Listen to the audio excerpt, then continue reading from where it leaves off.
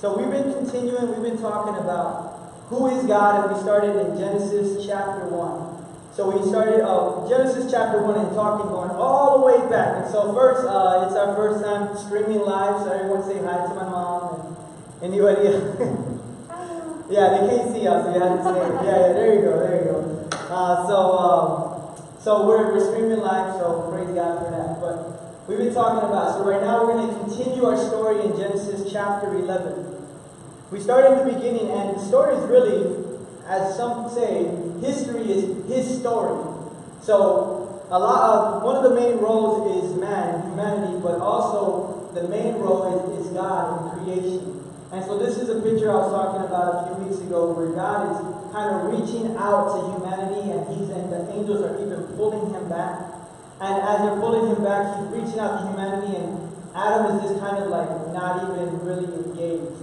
He's just kind of there. And that's kind of the story of humanity. And there's two responses to human guilt and disobedience.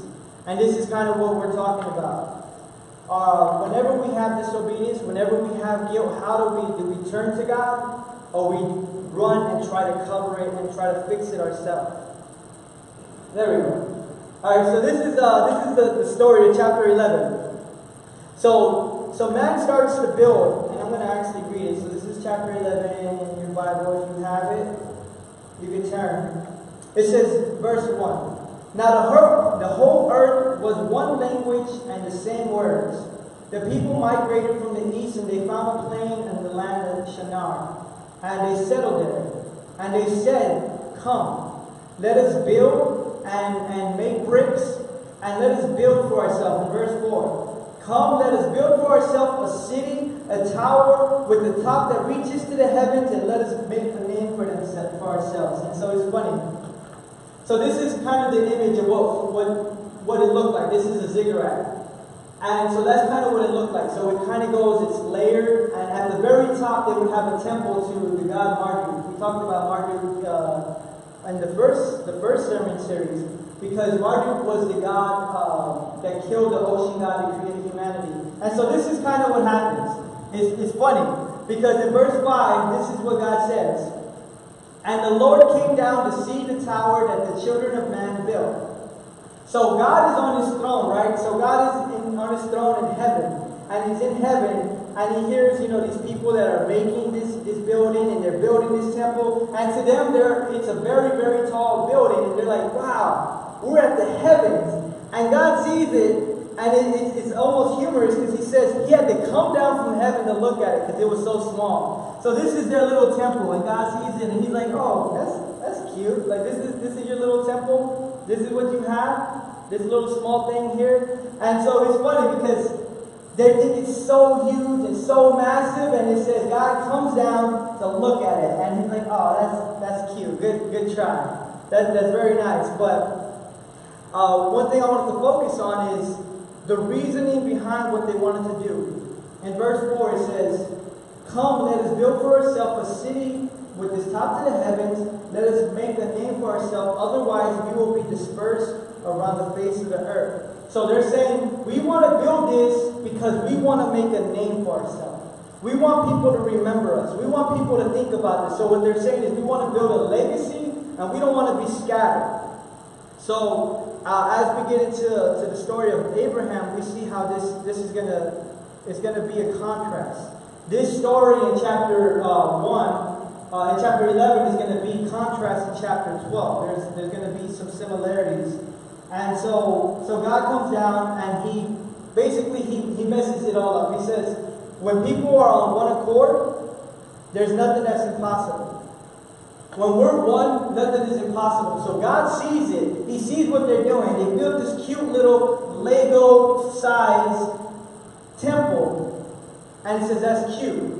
And you're doing it for the wrong reasons. You're doing it because you want your name to be great. You're focused on who you are and your people. You're not focusing on the rest of God, and you're doing it so you won't be scattered." And so what God does is He confounds the language, so that they can't communicate anymore. Because when we can't communicate with each other, there's strife, right? Husbands, wives, like if we're not communicating, there's strife. And so what God does is that's what He does. And so I wanted to actually read a few verses because in this story, it's the reversal in chapter 2 of Acts. Because they're speaking one language, but everybody can understand their language. And the gospel goes and is preached. Let me go to the book of John because this is where Jesus prayed for this. He prays that we will be in one accord. In chapter 17, John 17.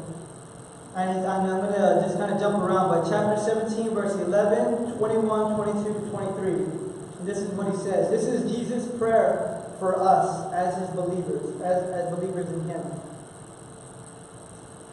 And I am no longer in the world, but they are in the world, and I am coming to you, Holy Father. Keep them in your name, which you have given me, that they may be one, even as we are one. And then he goes down to verse 21.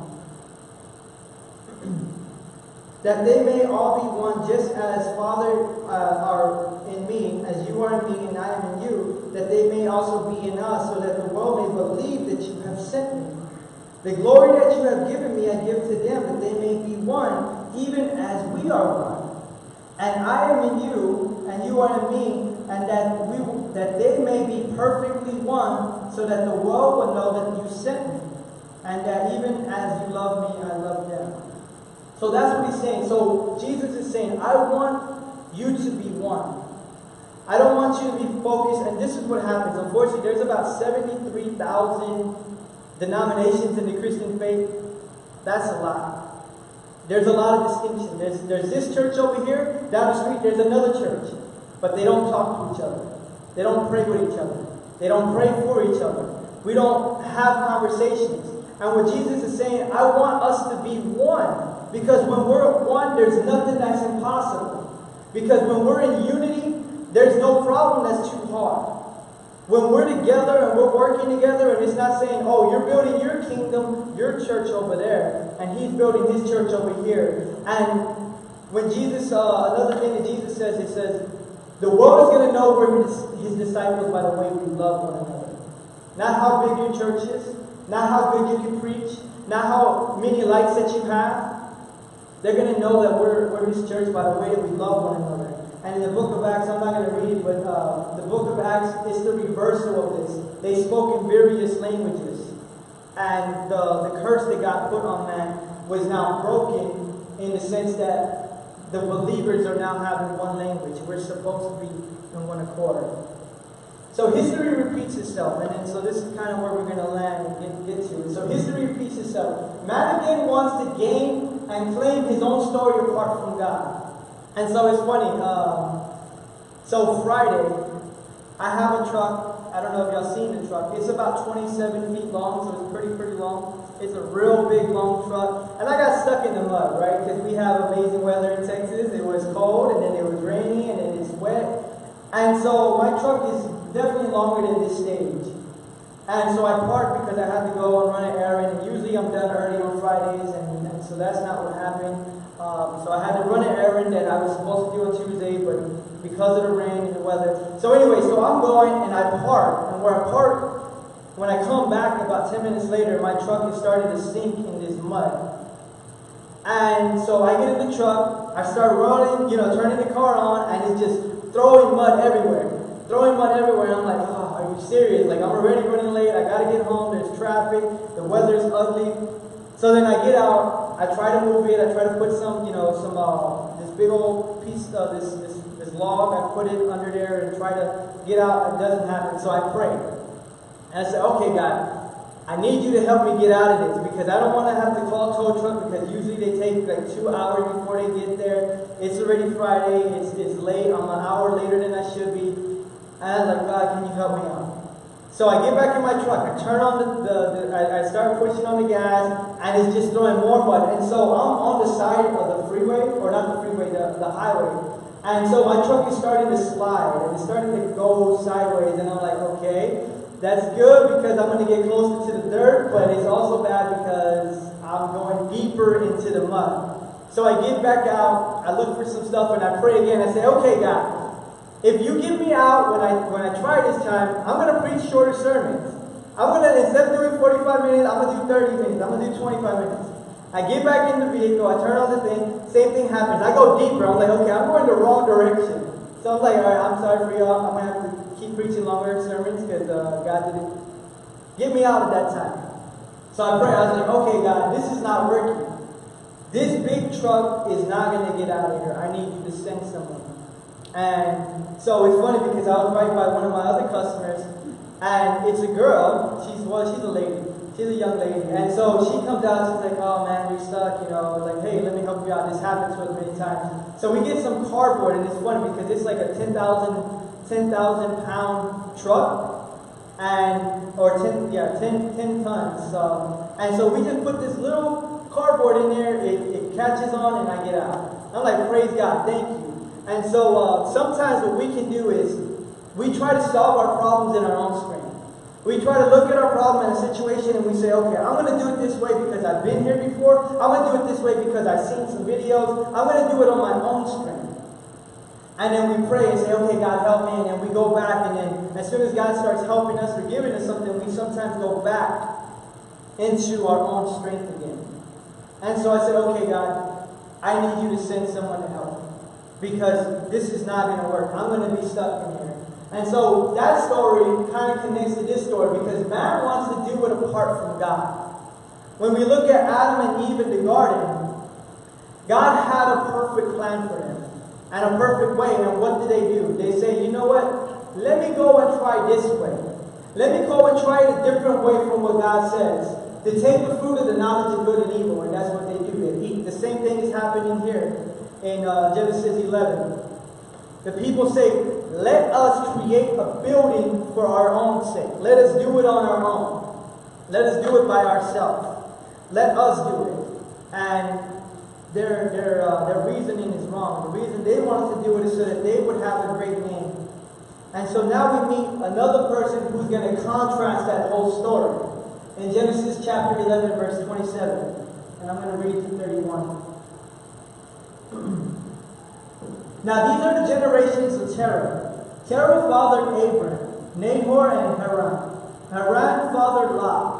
Haran died in the presence of his father Terah in the land of his kindred in Ur of the Chaldeans. Abram and Nahor took wives. The name of Abram's wife, so his name is Abraham later, but right now they call him Abram. And Sarai, which will be called Sarah later, is Sarai. And Nahor's wife is Milcah, the daughter of Haran, the father of Milcah and Iscah. Now Sarai was barren, and she had no child.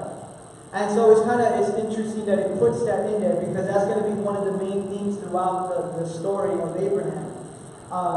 Terah took Abram and his sons, Lot, Haran, his grandson, Sarai, his daughter-in-law, and they went forth together from Ur of the Chaldeans into the land of Canaan. But when they came together in Haran, they settled there. Alright, so it's talking about the story. So now it's introducing a new character. So it talked about the story of Noah, and he had this son, and he had this son. And then their people had sons. And then it talks about Terah, who's the father of Abram. And one of the promises that we know is God said, be fruitful and multiply. But there's a problem here. It says Sarai was barren. She had no child. And then it continues. I'm going to jump to chapter 12, verse 1 through 3. Now the Lord said to Abram, go from your country and your kindred and your father's house to the land that I will show you. And I will make you a great nation. And I will bless you. And I will make your name great so that you will be a blessing. I will bless those who bless you, and those who dishonor you I will curse. And in you all the families of the earth shall be blessed. So what's similar in these stories? There's people, right? And God has given them a promise. He said, I'm going to make you great. What did the people in Babel say? Let us build for us a city that we will make us a name for ourselves. And what God is saying, I'm going to make you great. I'm going to do it. Not you, not your own strength. I'm going to do it. But why? He's going to be in a fruitful place. He's going to multiply. He's going to have kingship, and he's going to rule. And that's the same thing that they had in the Garden of Eden. They were in the Garden of Eden, and they had all the fruits that they can imagine. God commanded them to be fruitful and multiply. And God told Adam to dominate and to take over the earth and to nourish it and to bless it and to dominate the animals as well, but in a good way, not in a tyrant way. And so the same thing that God promised to Adam is now being promised to Abram. And so the verse, I'm going to read verse 4. And so Abram went as the Lord told him, and Lot went with him, his nephew. Remember, Lot's father died. And so Abram took him in. Abram was 75 years old when he departed from Haran. Abram took his wife Sarai and Lot, his brother's son, and all the possessions they had gathered. So there's a few things going on that I wanted to kind of stick on, or I wanted to kind of notice and bring out. God promises us. And when God promises us something, it's not about us, it's multi-ethnic, it's multi-generational, it's not just for me and my generation, but it's all the generations that come after me. And it's not just for me and my family, it's for other families. I'm blessed so I can bless others. And so what happens is, Abram is 75 years old and his wife is barren. So he's thinking about it. God, you gave me a promise, but I don't see it coming to pass. I'm 75 years old, right? If this was today, no, that guy's not going to have another kid. It's not going to happen. And it says that Sarai was barren. So there's no possibility of it happening. God, you promised me to give me a fruitful place. You promised me to have seeds and have children and have lineage and have multiple kings that later we'll see. And to be able to be a ruler. And so Lot goes with him, his nephew. And then I'm going to read verse 7 and then kind of jump to the next chapter.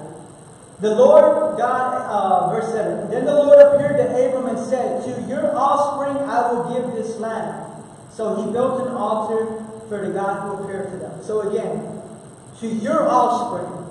Abram's 75. What offspring? I don't have any kids. What are you talking about, God? And that's exactly what he tells them later on. Abram was 75 and he was waiting. But even in his transition, he was waiting and he was prospering. It says that he had all the possessions and he even had servants and he had all these different things. He was growing in his time. Sometimes there's a scripture in Psalms that says, be still and know God. What we take it to mean is, okay, God, I'm not going to do anything. I'm going to go watch some cute videos of cats on Netflix or on TV or YouTube, and I'm going to watch Netflix, and I'm going to hang out until you bring the promise that you said.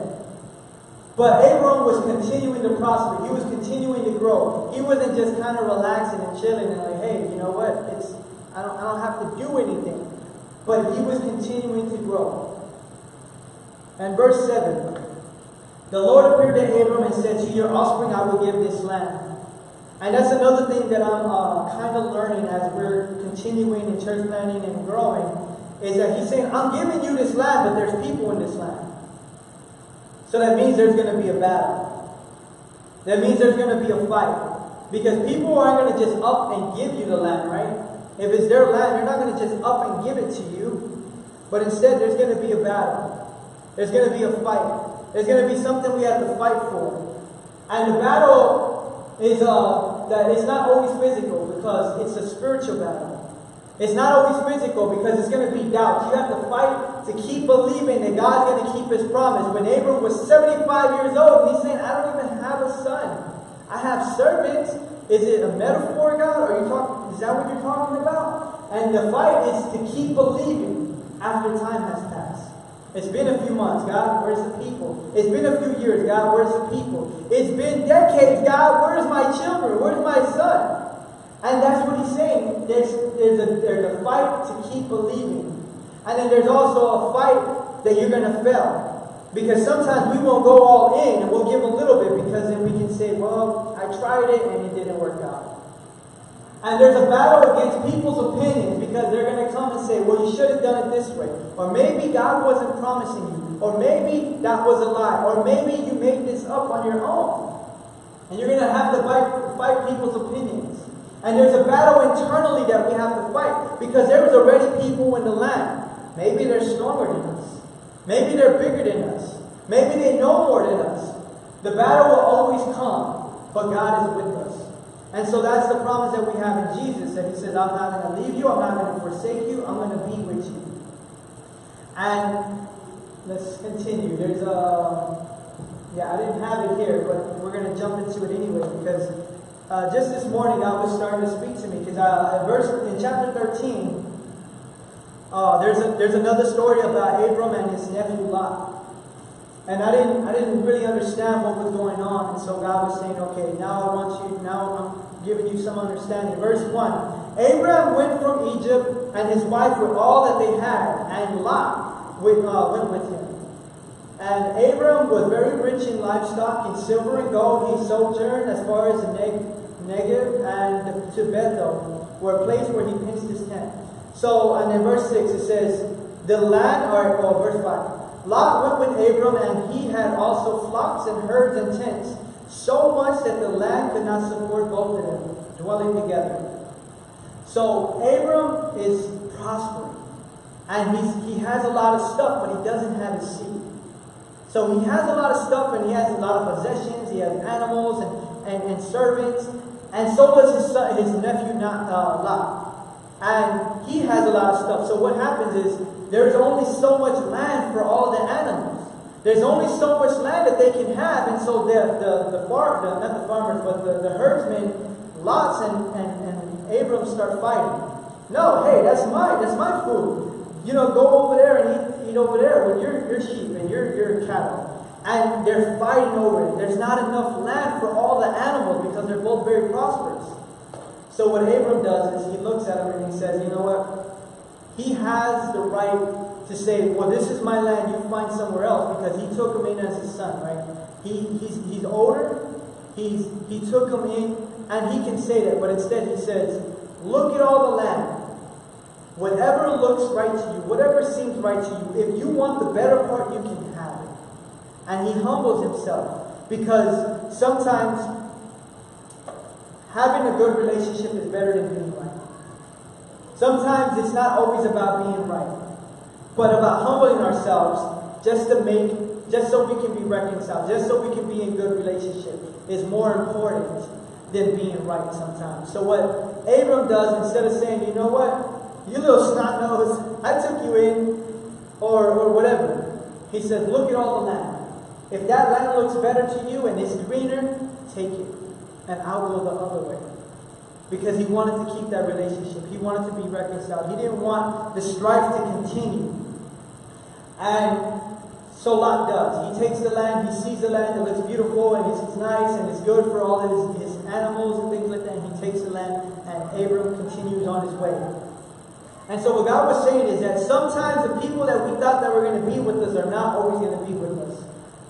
And so sometimes the people that were walking with us are not going to always be walking with us, but we can't let our heart get burdened. We can't let that affect our hearts. Abram didn't say, okay, I disown you for trying to take the land. I disown you for this. But instead, he lifted it up and he says, I'm going to bless you. I'm going to bless you anyway. Maybe we're not supposed to continue this journey, but I'm going to bless you anyway. And I'm going to give to you anyway. And don't let the battles overtake you, because they're going to come. Don't be unprepared. The battles are going to come for you to keep having faith. The battle is going to come for you to keep believing that God is going to keep His promise, even when it doesn't look like it. Noah was building the ark for 120 years. And he's building it and saying, God, where's the rain? God, it's only me and my family. Is anybody else going to come? And unfortunately, there was only his family got saved. But he's building the ark, and people are laughing at him. His wife is probably doubting him. There's even a part of the story with Abram. Sarai, she looks at and she hears God promise him. God says, I'm going to give you a seed. And she's like 90 years old, and she laughs. She's like, seriously? Like, God, what are you talking about? Like, I'm old. I'm way old. Like, is way beyond my time. So the doubt's going to come. The battle's going to come. And people that we thought that were going to be with us, or not just people, but different things that are going to happen that we thought, man, I thought this person was going to be there, or I thought this finances was going to be there, or I thought this situation was going to be there. Are we going to get bitter, or are we going to keep believing? But it's funny because actually the Bible says that as he got older, his faith got stronger. As he got older, his faith got stronger. Because what happens with us, as time passes, our faith gets weaker. And we start doubting. Like I said, the nonprofit that got put on my heart, that was 10 years ago. And so I just said, well, that was a good dream. And God brings it back and he's saying, it's not just a dream, I want it to happen. Because the dream is not just for you and your family, it's for others. And it's multi-ethnic. And it's multi-generational. And it's over boundaries. All the boundaries that have been set are going to be broken. And that's what God is calling us to do. So let's go ahead and pray, and then we'll conclude. Father, I pray, God, that it was your words, Father, that they heard, Lord. I pray, God, my rambling and my opinions and my thoughts, God, I pray, Lord. I pray as we leave and as we go, I pray, Father, that we would hear, God, what you are saying. You're calling us to continue believing, to keep believing, to not lose faith, Father. To not lose faith whenever we want to doubt. To not lose faith when it looks like nothing is happening, God, because it's spiritual. It's not always physical. Father, but teach us to see with our spirit. Teach us to see with our spirit, Father, whenever the Israel was surrounded, Father. They were surrounded. And the prophet said, look. And they saw that they were surrounded by angels, and they were surrounded by the heavenly host. They were surrounded by you, God. Father, I pray, God, that you would open our eyes and we can see spiritually. I pray, Father, that you would give us faith like Abraham. That when the years go and it's longer and it's saying, God, it's been a long time. It's been months. It's been weeks. It's been years. And you tell them.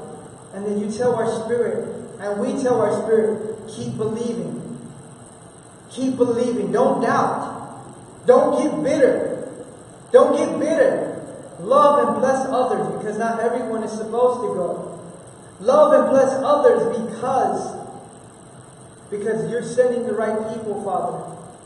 That's what you did with Noah. That's what you did with Abraham. Father, I pray, God, that you would continue to help us. That's even what you did with Jesus, Lord. Father, I pray, God, that our hearts will be so happy and so overjoyed, God, that we would see the blessings that you have given us, God. And that we would know, even in the midst of our trouble, even in the midst of our mistakes, God, you're there with us and you have mercy. When we put ourselves in bad situations, you give us a way out. Father, I thank you, Lord, for the way out, and I pray that we would take it, Lord. I pray for faith, and I pray for joy, God. I pray, Lord, when we look at our situation, we will remember, God. We will remember Abraham. We will remember Noah. We will remember, Father, all the others who went through the same thing that we're experiencing, so we would not doubt, but we would believe and say, God, you did it, and you can do it again. I believe you can do it again. Father, we thank you. Lord, we praise you. We pray that you will be glorified. In the name of Jesus, we pray. Amen. Amen.